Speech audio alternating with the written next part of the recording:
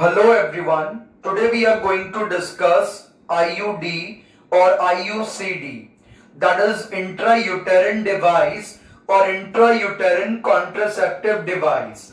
They are those devices which are used to stop the pregnancy. तो unwanted pregnancies को रोकने के लिए किया जाता है एक डिवाइस यूज जिसको हम कहते हैं आईयूडी या आईयूसीडी। इसकी टोटल 2 कैटेगरीज हैं और हम आज की वीडियो में इसकी first category non medicated IUD या फर्स्ट जनरेशन आईयूडी जिसको कहा जाता है उसे डिस्कस करेंगे। तो नॉन मेडिकेटेड आईयूडी या फर्स्ट जनरेशन आईयूडी को बनाने की शुरुआत 1920s में करी गई थी। तो फर्स्ट टाइम इसको 1920s में डिस्कवर किया गया था और ये जो है आज की डेट में बहुत कम यूज करी जाती है क्योंकि इसके बहुत सारे साइड इफेक्ट्स थे और ये ज्यादा इफेक्टिव नहीं थी, but still it is there in our course and we have to discuss it. तो जो नॉन मेडिकेटेड आईयूडी है, अगर हम इसके कॉन्ट्रासेप्टिव एक्शन की बात करें तो ये स्टेराइल इन्फ्लेमेटरी रिस्पॉन्स जनरेट करती है एंडोमेट्रियम में, यानी कि ये जो यूट्रस की इनरमोस्ट लाइनिंग है एंडोमेट्रियम, उसके अंदर ये कर देगी थोड़ा सा इन्फ्लेमेशन।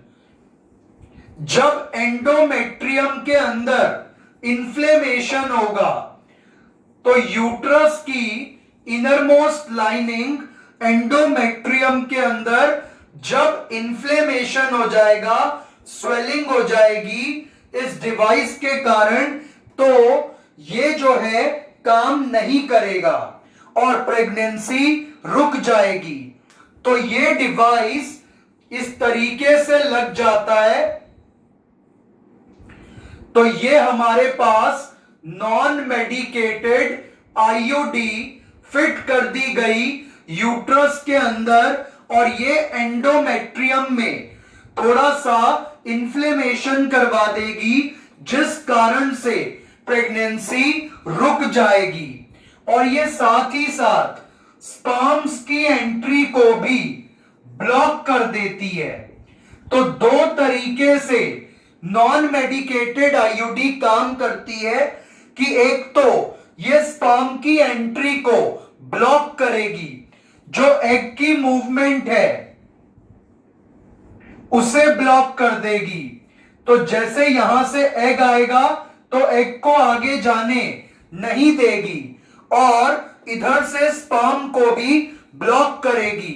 तो ये जो नॉन मेडिकेटेड आईयूडी है इसके 2 फंक्शंस हैं।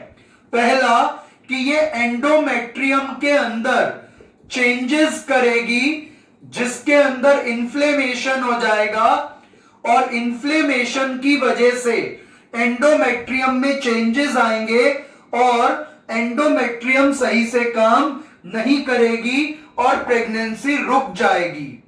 तो पहला काम क्या था? नॉन मेडिकेटेड आईयूडी ने यूट्रस की इनरमोस्ट लाइनिंग एंडोमेट्रियम के अंदर इन्फ्लेमेशन कॉज कर दी और इन्फ्लेमेशन के कारण जो है प्रेगनेंसी रुक जाएगी। और दूसरा, ये स्पर्म और ओवम की एंट्री को ब्लॉक करेगी, उन्हें मिलने से रोक देगी। तो इस तरीके से ये आईयूडी काम करती है। तो आईयूडी जो है वो यूट्रस में फिट होने वाला एक डिवाइस है और इसकी first category non medicated IUD है। और ये नॉन मेडिकेटेड आईयूडी को नॉन मेडिकेटेड इसलिए कहा जाता है because it does not produce any therapeutic drug, क्योंकि ये कोई भी थेराप्यूटिक सब्सटेंस जैसे कि आयंस या फिर हम कह सकते हैं जो हॉर्मोन्स हैं ये वो उस टाइप की कोई भी चीज रिलीज नहीं करती, और इसको कभी कभी बेरियम सल्फेट से भी कोट किया जाता है। तो आपको क्या ध्यान रखना है, जो नॉन मेडिकेटेड आईयूडी है उसको हम फर्स्ट जनरेशन आईयूडी भी कहते हैं। इसको 1920s में डिस्कवर किया गया था। इसे नॉन मेडिकेटेड इसलिए कहा जाता है क्योंकि ये कोई भी आयन या हार्मोन यानी कि थेराप्यूटिक सब्सटेंस नहीं रिलीज करती, इसीलिए इसका नाम नॉन मेडिकेटेड रखा। और ये फर्स्ट डिस्कवर आईयूडी थी, इसीलिए इसको फर्स्ट जनरेशन आईयूडी भी कह देते हैं। और इसका कॉन्ट्रासेप्टिव एक्शन क्या है, या तो ये एंडोमेट्रियम में इन्फ्लेमेशन करेगी या फिर ये स्पर्म और ओवम की एंट्री को ब्लॉक करेगी। तो मैकेनिकल बैरियर की तरह एक्ट करती है और इन्फ्लेमेटरी रिस्पॉन्स से प्रेगनेंसी को रोक देती है। तो इसके एग्जाम्पल्स हैं Lippes loop, Dalkon shield, safe T coil, और ये डिफरेंट डिफरेंट शेप्स में आती है जैसा कि आप यहां देख पा रहे हैं। और सबसे कॉमन इसकी ये स्पाइरल शेप है या एस शेप है, और इसका जो स्ट्रक्चर होता है वो या तो प्लास्टिक या मेटल से बनता है। और जो मेटेलिक नॉन मेडिकेटेड आईयूडी है वो स्टेनलेस स्टील से बनाई जाती है और उसको बेसिकली चाइना में यूज किया जाता है। तो चाइनीज पीपल जो हैं वो स्टेनलेस स्टील वाली आईयूडी यूज करते हैं, जबकि बाकी की जो कंट्रीज थी उनके अंदर प्लास्टिक वाली यूज करी जाती है। और प्लास्टिक भी जो है वो पॉलीइथाइलीन या पॉलीप्रोपाइलीन, ये दो टाइप के प्लास्टिक यूज करे जाते हैं इस आईयूडी को जनरेट करने के लिए। तो आपको यहां अब तक क्या क्या ध्यान रखना है कि नॉन मेडिकेटेड वो आईयूडी होती है जो आईयूडी कोई भी आयन या हार्मोन नहीं बनाती। इनको फर्स्ट टाइम डिस्कवर किया गया था 1920s में। इसका कॉन्ट्रासेप्टिव एक्शन क्या है, यानी कि ये किस तरीके से प्रेगनेंसी को रोकती है, तो एंडोमेट्रियम में इन्फ्लेमेशन करा के और एग और स्पर्म की एंट्री को ब्लॉक करके। और ये बनी हुई किस चीज की होती है, प्लास्टिक या स्टेनलेस स्टील की यानी मेटल की।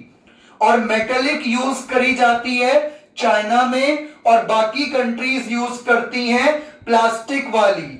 और इसमें ये डिफरेंट डिफरेंट टाइप की शेप्स आती हैं और इसको फिट करने का काम डॉक्टर करता है।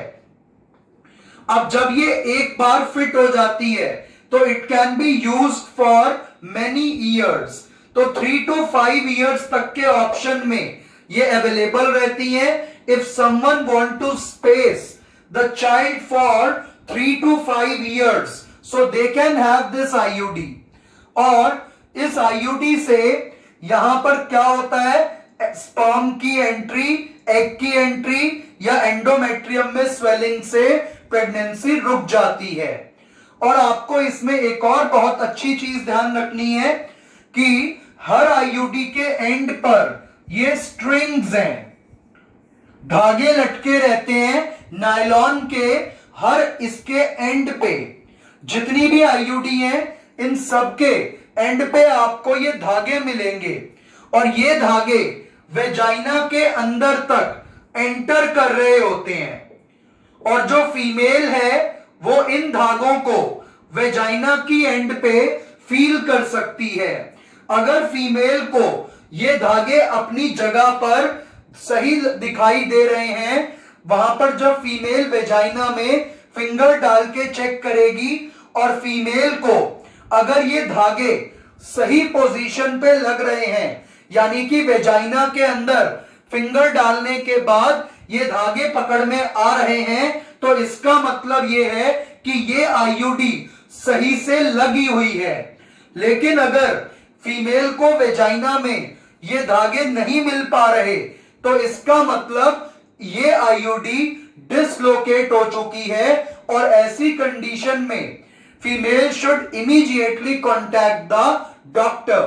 तो कभी कभी इनकी आईयूडीज की पोजीशन ये चेंज हो जाती है और उसकी वजह से अंदर जो है वो डैमेज हो सकता है।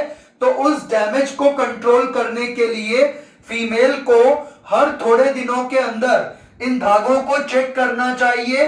अगर ये स्ट्रिंग्स नॉर्मल पोजीशन पे हैं तो इसका मतलब ये आईयूडी सही लगी हुई है, और अगर ये स्ट्रिंग नॉर्मल पोजीशन पे नहीं है तो इसका मतलब ये आईयूडी सही नहीं है, और उस केस में फीमेल को डॉक्टर से कांटेक्ट करना चाहिए।